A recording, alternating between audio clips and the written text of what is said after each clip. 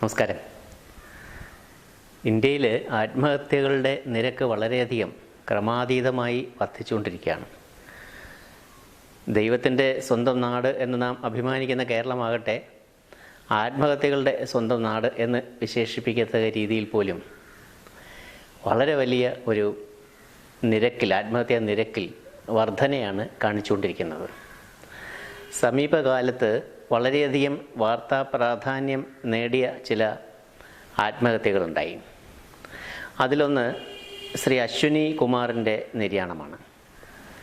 ശ്രീ അശ്വിനി കുമാർ ഹിമാചൽ പ്രദേശിൽ DGP ആയിരുന്നു. തുടർന്ന് അദ്ദേഹം CBIയുടെ ഡയറക്ടറായി ദീർഘനാൾ പ്രവർത്തിച്ചു. തുടർന്ന് നാഗാലാൻഡിലും മണിപ്പൂരിലുമൊക്കെ ആ സംസ്ഥാനങ്ങളിലെ ഗവർണറായി പ്രവർത്തിച്ചു. അദ്ദേഹത്തിൻ്റെ ആത്മഹത്യാക്കുറിപ്പിൽ അദ്ദേഹം പറയുന്നത് അദ്ദേഹത്തിൻ്റെ ജീവിതം ഒരു പരാജയമായിരുന്നു എന്നാണ്. അദ്ദേഹം ഒരു പുതിയ യാത്ര തുടങ്ങാൻ പോകുന്നു എന്നാണ്. വാർത്തകൾ സൂചിപ്പിക്കുന്ന അദ്ദേഹം ഒരു വിഷാദ രോഗിയായിരുന്നു എന്നാണ്. നമ്മളെപ്പോലുള്ള സാധാരണക്കാർ ജീവിതത്തിലെ ഏറ്റവും വലിയ വിജയത്തിൻ്റെ നിദാനമായിട്ട് അല്ലെങ്കിൽ മാനദണ്ഡമായി അളവുകോലായി കണക്കാക്കുന്ന ചില കാര്യങ്ങളുണ്ട്. പണം, പദവി, സ്ഥാനമാനങ്ങൾ, പ്രശസ്തി, ഇങ്ങനെ അധികാരം, ഇങ്ങനെയെല്ലാം. ഇദ്ദേഹത്തിൻ്റെ ജീവിതം നോക്കി ഇതിൽ കൂടെ എല്ലാം അദ്ദേഹം കടന്നുപോയിട്ടുണ്ട്. ഒരുപാട് ഈ കാര്യങ്ങളെല്ലാം ആസ്വദിച്ചിട്ടുണ്ട്. എന്നിട്ട് അദ്ദേഹം പറയുന്നത് അദ്ദേഹത്തിൻ്റെ ജീവിതം ഒരു പരാജയമായിരുന്നു എന്നാണ്. അപ്പോൾ പിന്നെ വിജയത്തിൻ്റെ മാനദണ്ഡം എന്താണ്, ജീവിത വിജയത്തിൻ്റെ അളവുകോൽ എന്താണ് എന്ന് ആർക്കും സംശയം തോന്നാം. സുശാന്ത് സിംഗ് രാജ്പുത് വളരെ ഒരു ചുരുങ്ങിയ കാലം കൊണ്ട് തന്നെ പ്രശസ്തിയുടെ നഭോമണ്ഡലത്തേക്ക് ഉദിച്ചുയർന്ന ഒരു അഭിനേതാവാണ്. അക്കാഡമി രംഗത്തുമൊക്കെ വലിയ മികവ് പുലർത്തിയിട്ടുള്ളൊരു ചെറുപ്പക്കാരനാണ്. MS ധോണി എന്നുള്ള ചിത്രത്തിലൊക്കെ അഭിനയിച്ച് അദ്ദേഹം വളരെ വലിയൊരു നിലയിലേക്ക് ഉയർന്നു വന്നുകൊണ്ടിരിക്കുകയായിരുന്നു. പ്രശസ്തിയുടെ ഒരു ഉത്തുംഗ ശൃംഗത്തിലേക്ക് വന്നുകൊണ്ടിരിക്കുകയായിരുന്നു. സോഷ്യൽ മീഡിയയിലെ അദ്ദേഹത്തിൻ്റെ ഫോളോവേഴ്സ് എന്ന് പറയുന്നത് ദശലക്ഷക്കണക്കിന് ഫോളോവേഴ്സാണ് അദ്ദേഹത്തിനുള്ളത്. അത്രമാത്രം ആരാധകർ ഉണ്ട്. അപ്പോൾ പണം, പ്രശസ്തി, സൗന്ദര്യം എന്നിങ്ങനെ നമ്മളെല്ലാം വിജയത്തിൻ്റെ അളവുകോലുകളായി കാണുന്ന ഒരു കാര്യത്തിലും സുശാന്ത് സിംഗ് രാജ്പുത്തിനെ മാറ്റി നിർത്തേണ്ട കാര്യമില്ല. പക്ഷെ അദ്ദേഹം ദീർഘകാലമായി വിഷാദ രോഗത്തിന് അടിമയായിരുന്നു എന്നാണ് വാർത്തകളിൽ പറയുന്നത്. അപ്പോൾ എന്താണ് ശരിക്കും സംഭവിച്ചുകൊണ്ടിരിക്കുന്നത്? എവിടെയാണ് മനുഷ്യർക്ക് തെറ്റുപറ്റുന്നത്? എവിടെയാണ് നമ്മുടെ കണക്കുകൂട്ടലുകൾ പിഴയ്ക്കുന്നത്? ചിലപ്പോൾ ഒരു ചെറിയ ഒരു സാന്ത്വന വാക്ക് അല്ലെങ്കിൽ ഒരു ഫോൺ കോൾ, അതിൽ ചിലപ്പം ആ ജീവിതത്തെ രക്ഷപ്പെടുത്താൻ കഴിഞ്ഞേനെ അല്ലേ? അദ്ദേഹത്തിൻ്റെ ഒരു സുഹൃത്തിനെ അർദ്ധരാത്രി കഴിഞ്ഞുള്ള ഒരു സമയത്ത് അദ്ദേഹം വിളിച്ചു വന്നു. അവർക്ക് ആ ഫോൺ അറ്റൻഡ് ചെയ്യാൻ പറ്റിയില്ല എന്നും പറയുന്നുണ്ട്.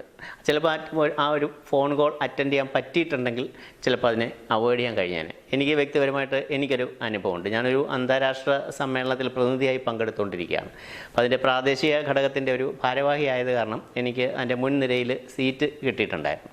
പക്ഷേ എനിക്കിങ്ങനെ നിരന്തരം ഒരാളിൻ്റെ കോൾ വന്നുകൊണ്ടിരിക്കുകയാണ്. അപ്പോൾ ഇത്രയും പ്രധാനപ്പെട്ട ഒരു വേദിയുടെ മുൻനിരയിൽ നിന്ന് ഏറെ ഒരു ഫോൺ സംസാരിക്കുന്നതോ എഴുന്നേറ്റ് പോകുന്നതോ അത് മര്യാദയ്ക്ക് നിരക്കുന്നതല്ല. ആ ചടങ്ങിനെ തന്നെ ഒരു അനാദരവ് കാണിക്കുന്ന പ്രവൃത്തിയാണ്. പക്ഷേ ഞാനതിന് മുതിർന്നില്ല. പക്ഷേ ആ മെസ്സേജ് എന്ന് പറയുന്നത് വളരെയധികം ഭീതിജനകമായ മെസ്സേജായിരുന്നു. ഞാനിപ്പോൾ ആത്മഹത്യ ചെയ്യുമെന്ന് പറഞ്ഞിട്ടൊരു വ്യക്തി മെസ്സേജ് അയക്കുകയും വിളിക്കുകയും ചെയ്തുകൊണ്ടിരിക്കുകയാണ്. അപ്പോൾ എനിക്ക് ഇറങ്ങി പോകേണ്ടി വന്നു. ദീർഘനേരം സംസാരിക്കേണ്ടി വന്നു. ഏതായാലും ആ ഒരു ഘട്ടത്തിൽ നിന്ന് അവർ കടന്നുപോയി. അതിനുശേഷം വളരെ നാളിന് ശേഷം കുടുംബമായിട്ടൊക്കെ വളരെ സന്തോഷമായിട്ട് ജീവിക്കുന്നതും കാണാനിടയായി. ചിലപ്പോൾ ആ ഫോൺ കോൾ അറ്റൻഡ് ചെയ്തില്ലെങ്കിൽ എന്ത് പറ്റുമായിരുന്നു എന്ന് എപ്പോഴും ഞാൻ ചിന്തിക്കാറുണ്ട്. എൻ്റെ വീടിന് വളരെ അടുത്തുള്ള വ്യക്തിയാണ് അടുത്ത കാലത്ത് നിര്യാതനായ പ്രഗത്ഭനായിട്ടുള്ള സർജനായിരുന്ന ഡോക്ടർ അനൂപ് കൃഷ്ണ. അദ്ദേഹത്തിൻ്റെ മരണം, അതിന് ആസ്പദമായ കാരണങ്ങൾ, അതിനെക്കുറിച്ച് ഒന്നും ഞാൻ ആ വിവാദത്തിലേക്കൊന്നും ഞാൻ കടക്കുന്നില്ല. പക്ഷേ ഒരു കാര്യം എനിക്ക് പറയാനുണ്ട്. അദ്ദേഹത്തിൻ്റെ നിർഭാഗ്യകരമായ നിര്യാണത്തിന് ശേഷം നമ്മുടെ സമൂഹ മാധ്യമങ്ങളിൽ അദ്ദേഹത്തിനെക്കുറിച്ചുള്ള കുറിപ്പുകളുടെയും അനുശോചന സന്ദേശങ്ങളുടെയും അദ്ദേഹത്തിൻ്റെ ഭാഗം ന്യായീകരിച്ചുകൊണ്ടുള്ള നിരവധി പോസ്റ്റുകളുടെയൊക്കെ ഒരു കുത്തൊഴുക്കായിരുന്നു.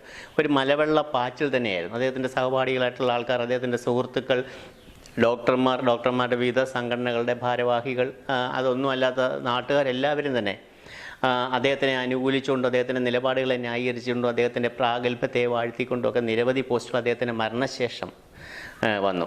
പക്ഷേ എനിക്ക് അദ്ദേഹത്തിൻ്റെ ആശുപത്രിയിലുണ്ടായ ആ നിർഭാഗ്യകരമായ സംഭവത്തിനും അതിനുശേഷം അദ്ദേഹത്തിൻ്റെ മരണത്തിന് ഇടയ്ക്കുള്ള ഏകദേശം ഒരാഴ്ച കാലത്ത് ആരും തന്നെ അദ്ദേഹത്തിനൊരു ധാർമ്മിക പിന്തുണയുമായി ഇതുപോലെ സാമൂഹ്യ മാധ്യമങ്ങളിൽ വന്നതായിട്ട് എനിക്ക് കാണാൻ കഴിഞ്ഞില്ല. ചിലപ്പോൾ അതിൻ്റെ ഭാഗത്തുള്ള തെറ്റായിരിക്കാം, ഞാൻ കാണാത്തതായിരിക്കും. പക്ഷേ ഞാൻ അങ്ങനെ തന്നെ ഉറച്ച് വിശ്വസിക്കുന്നു. ഇപ്പോഴത്തെ ആ ഒരു ട്രെൻഡിൻ്റെ ഒരു ശതമാനം പോലും അദ്ദേഹത്തിൻ്റെ ഒരു ധാർമ്മിക പിന്തുണ നൽകണം. ഞങ്ങൾ നിങ്ങളോടൊപ്പം ഉണ്ട്, അല്ലെങ്കിൽ അങ്ങയുടെ ഭാഗത്ത് അങ്ങനെ തെറ്റൊന്നും ഉണ്ടായിട്ടില്ല, ഇത് മനഃപൂർവ്വം വന്ന ഒരു കാര്യമല്ല എന്നൊക്കെ പറഞ്ഞ് സമാധാനിപ്പിക്കാനും ആശ്വസിപ്പിക്കാനും ഒക്കെ ഇന്ന് അനുശോചന സന്ദേശങ്ങളോട്ട് ഇറങ്ങിയിട്ടുള്ള ആൾക്കാരൊക്കെ ഉണ്ടായിരുന്നെങ്കിൽ എത്ര നന്നായെന്ന് നമ്മൾ ചിന്തിച്ചു പോകും. അപ്പോൾ ഈ സമയമാണ് പ്രധാനം. എപ്പോഴാണ് നമ്മൾ ഇടപെടുന്നത്, എപ്പോഴാണ് നമ്മൾ അവരെ വേണ്ട രീതിയിൽ അവരെ കൈകാര്യം ചെയ്യേണ്ടത് എന്നുള്ളത് വളരെയധികം പ്രധാനമാണ്. അവിടെയാണ് ആത്മീയതയുടെ പ്രസക്തി. നമ്മൾ ഈ തരത്തിലുള്ള കാര്യങ്ങളൊക്കെ ഒരു പ്രശ്നം വന്നതിന് ശേഷം പിന്നീട് അതിലേക്ക് തിരിയാം എന്ന് വിചാരിക്കുന്നത് ഈ കതിരിന്മേൽ വളം വെക്കുന്നത് പോലത്തെ ഒരു പ്രവൃത്തിയാണ്. അതുകൊണ്ട് യാതൊരു പ്രയോജനവുമില്ല. ആത്മീയത വളരെയധികം തെറ്റിദ്ധരിക്കപ്പെട്ടിട്ടുള്ള ഒരു വാക്കാണ് ആത്മീയത എന്ന് പറയും. ആത്മീയത എന്ന് പറഞ്ഞാൽ ആദ്യം മനസ്സിലേക്ക് ഓടിയെത്തുന്ന താടിയും മുടിയും ഒക്കെ വളർത്തി കാവിയൊക്കെ കൊടുത്ത് സന്യസിച്ച് കാട്ടിലൊക്കെ പോയി തപസ് ചെയ്ത്, അല്ലെങ്കിൽ ഒരുപാട് അന്ധവിശ്വാസങ്ങളും അനാചാരങ്ങളുമായിട്ടൊക്കെ ബന്ധപ്പെടുത്തി തീയിൽ കൂടി നടക്കുക, അല്ലെങ്കിൽ ഒറ്റക്കാലിൽ തപസ് ചെയ്യുക, ഇങ്ങനത്തെ കാര്യങ്ങളുമായിട്ട് ബന്ധപ്പെട്ട് ഇതൊന്നും നമുക്ക് പറ്റിയതല്ല, നമുക്ക് ചേർന്നതല്ല, നമുക്ക് വേണ്ടതല്ല. അഥവാ വേണ്ടതാണെങ്കിൽ തന്നെ ജീവിത സായാഹ്നത്തിൽ എല്ലാവിധ കാര്യങ്ങളും അവസാനിച്ച ശേഷം പിന്നീട് നമ്മൾ എത്തിച്ചേരേണ്ട ഒരിടമാണ് ആത്മീയത എന്നൊക്കെ വളരെ തെറ്റായിട്ടുള്ള, വളരെ ജഡിലമായിട്ടുള്ള ധാരണകൾ നമ്മുടെ സമൂഹത്തിലുണ്ട്. പക്ഷേ ആത്മീയതയ്ക്ക് ഇത്തരത്തിലുള്ള വിഷാദ രോഗത്തിനും അല്ലെങ്കിൽ ആത്മഹത്യാ പ്രവണതയുള്ളവരെ അതിൽ നിന്ന് മാറ്റി നേരായ മാർഗത്തിലേക്ക് കൊണ്ടുവന്നവരുടെ ജീവിതത്തിൽ പ്രത്യാശയുടെ വെളിച്ചം പകർന്നു നൽകുന്നതിനൊക്കെ ആത്മീയതയ്ക്ക് കഴിയും. യോഗ സ്ഥിരമായിട്ട് ശീലിക്കുന്നവർക്ക് അതിന് കഴിയും. ആത്മീയത മറ്റൊന്നുമല്ല, മനസ്സിനെ ഇങ്ങനെ തേച്ച് മിനുക്കുക, മനസ്സിനെ പരിപോഷിപ്പിക്കുക, അങ്ങനെ മാനസികമായ പിരിമുറുക്കത്തിൽ നിന്ന് നമ്മളെ വിമുക്തമാക്കുക എന്നുള്ളതാണ് ആത്മീയതയുടെ ഏറ്റവും വലിയ കഴിവ്. ധ്യാനത്തിലൂടെയൊക്കെ അതാണ് സംഭവിക്കുന്നത്. ആത്മീയത എന്ന് പറയുന്നത് മനുഷ്യ സ്നേഹം തന്നെയാണ്. കെയറിങ് ആൻഡ് ഷെയറിങ് ആണ്, കരുതലും പങ്കുവെക്കലുമാണ്. നമ്മുടെ ശരീരത്തിന് ഭക്ഷണം കൊടുക്കുന്നുണ്ട്, ശരീരം ശുദ്ധീകരിക്കുന്നുണ്ട്. പക്ഷേ മനസ്സിൻ്റെ ശുദ്ധീകരണത്തിനും പരിപോഷണത്തിനും നമ്മൾ യാതൊരു വിധമായ ശ്രദ്ധയും കൊടുക്കുന്നില്ല. അതേസമയം യോഗയിലൂടെയും ആത്മീയ സാധനകളിലൂടെയും ധ്യാനത്തിലൂടെയും ശ്വസനക്രിയകളിലൂടെയും നമ്മുടെ മനസ്സ് കൈവിട്ട് പോകുന്നതാണല്ലോ പ്രശ്നം.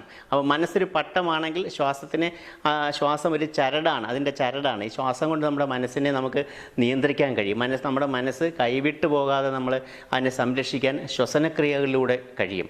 മഹത്തായ സുദർശനക്രിയ അഭ്യസിക്കുന്നതിലൂടെ നമുക്ക് മാനസിക പിരിമുറുക്കങ്ങളെയൊക്കെ മാറ്റിക്കൊണ്ട് നമ്മുടെ ദുഃഖങ്ങളും വിഷമങ്ങളും ഒക്കെ മാറ്റിക്കൊണ്ട് നമുക്ക് മുന്നോട്ട് പോകാനായിട്ട് കഴിയും.